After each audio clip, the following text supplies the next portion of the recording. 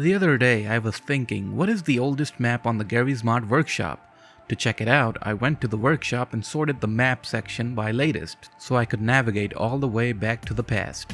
The workshop only goes back to page 1000, but after tweaking the URL a little, I finally found out. The oldest map on the Garry's Mod workshop was uploaded by Garry. What a big surprise. Well, it would make sense for him to upload the first one since he must have been the one who opened up the workshop in the first place.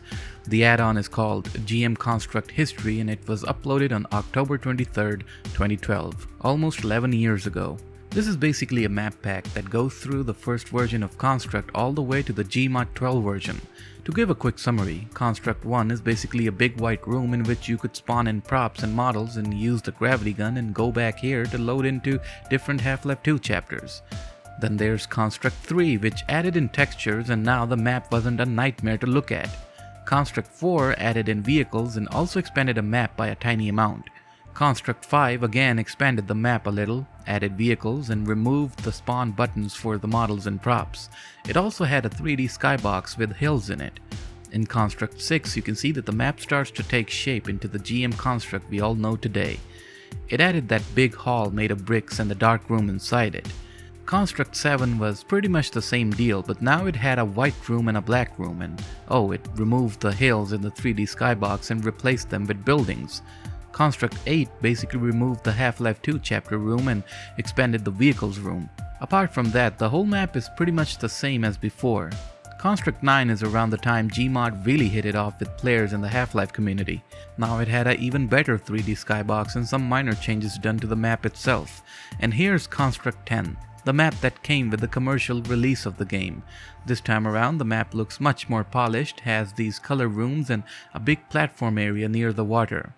Then there's Construct 12, which is basically the predecessor to the current version of Construct. Not a whole lot to say about this one, it's just classic GM Construct. So yeah, this was the first ever map, or rather map pack, uploaded to the Garry's Mod workshop. Now, while this was cool to see, I was hoping to see some obscure map everyone forgot about, so I decided to check out a few more maps that were uploaded after this one. But before we go ahead, here's a short message. I just uploaded a video on my other channel about Resident Evil 2. Consider checking it out, it's one of my favorite horror games. Links in the description and the pinned comment.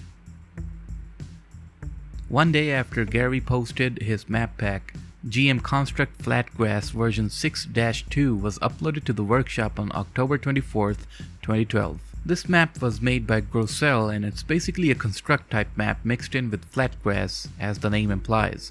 One thing I gotta mention is that all of these maps were in one way or another already available to play on the internet.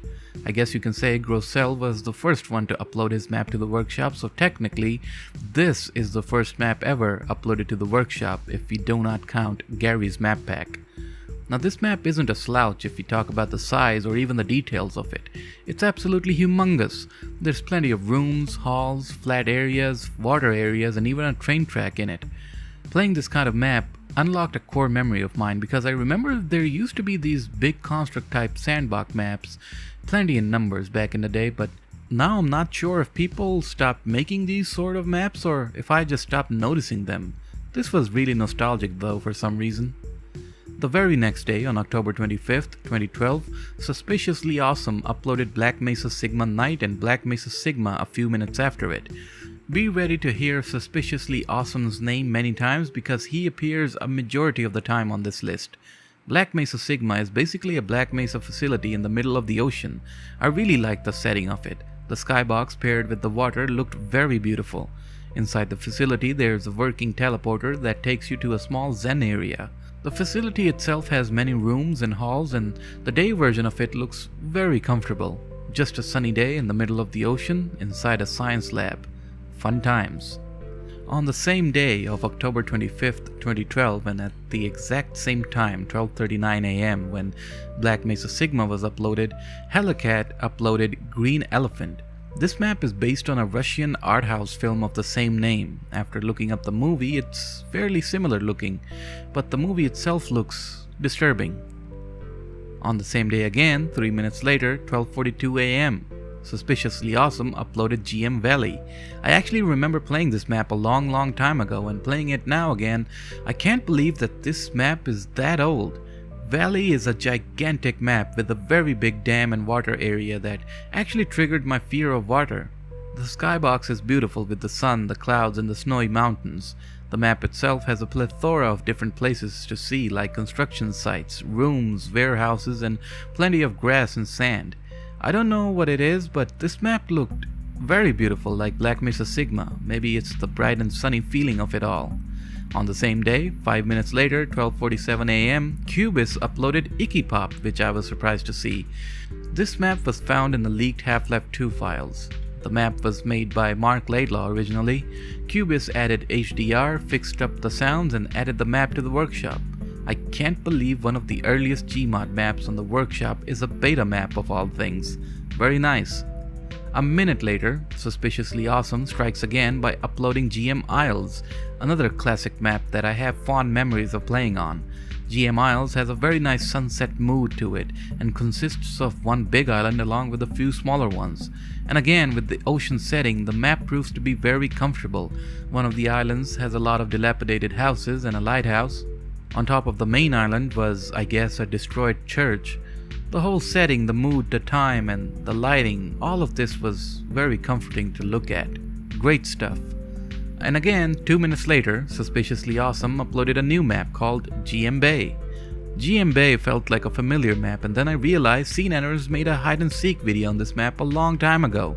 The whole map feels like a part of the Highway 17 chapter, which is the best compliment I can give to the map. It truly felt like a map cut from Half-Life 2.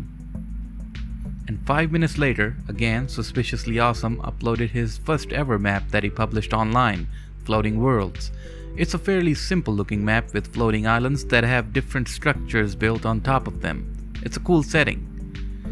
And that pretty much sums up the list. I would have gone on, but I think these maps were enough to give you an idea of how maps were back then. One would think things were simple, but actually the reality is far from it. People have always been making amazing things for GMod. And that's pretty much it for this one. Thanks for watching, and a big thanks to these benefactors for supporting the channel. I'll see you in the next one.